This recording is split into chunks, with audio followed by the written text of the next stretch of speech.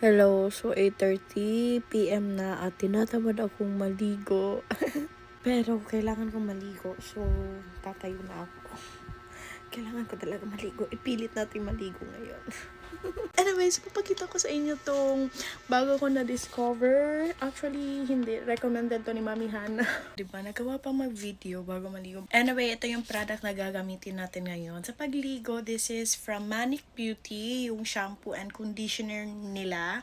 Actually, nagamit ko na to noong nagbuhol kami. So, ito yung pinatry sa akin ni Mami Hana. And in fairness naman, sobrang malambot niya sa buhok. Hindi ko alam kung paano ko to mapapakita sa inyo. But, yeah, let's see. Maligo na tayo kasi magdanay na.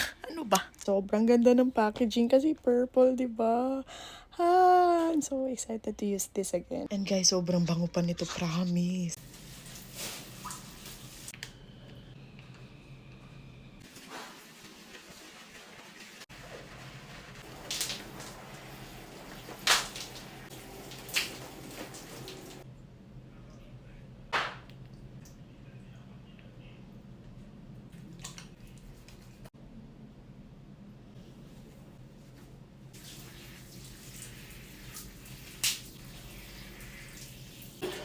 Anyway, sana nag-enjoy kayong kasama akong maligo.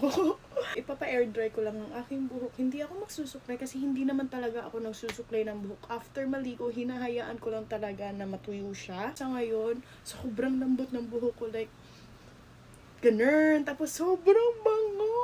Nag-skincare lang ako and then manonood ng The Worst of Evil habang nagpapatuyo ng buhok.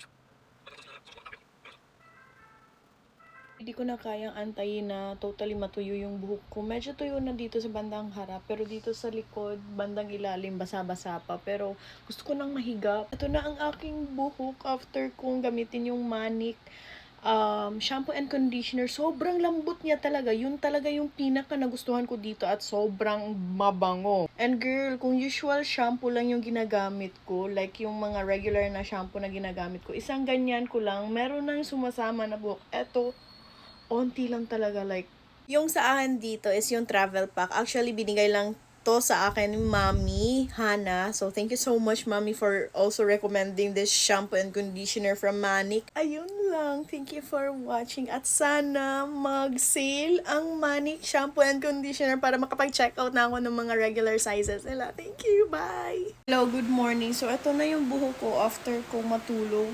After ko matulog or kakagising ko lang ganyan, sobrang lambot pa rin talaga at ang bango-bango. Walang suklay-suklay to, air dry lang to at kamay-kamay lang. O, diba?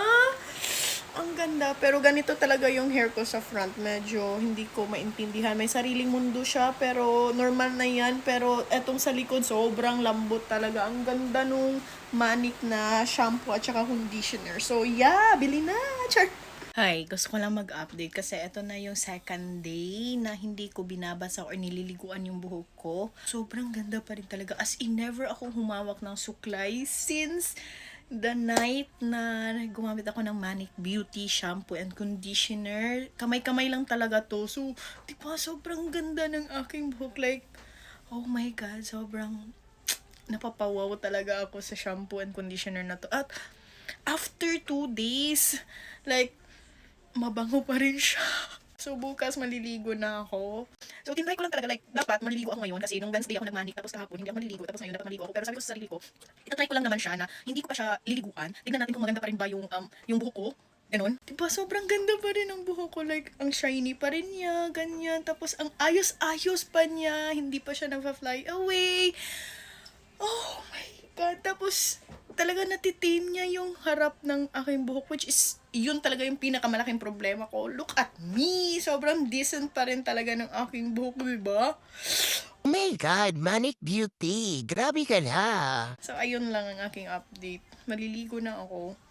I mean, magka-half ba. Tapos bukas, gagamitin ko na naman ang Manic Beauty. Sobrang excited ko na tuloy maligo bukas. So, ayun lang. Check out na.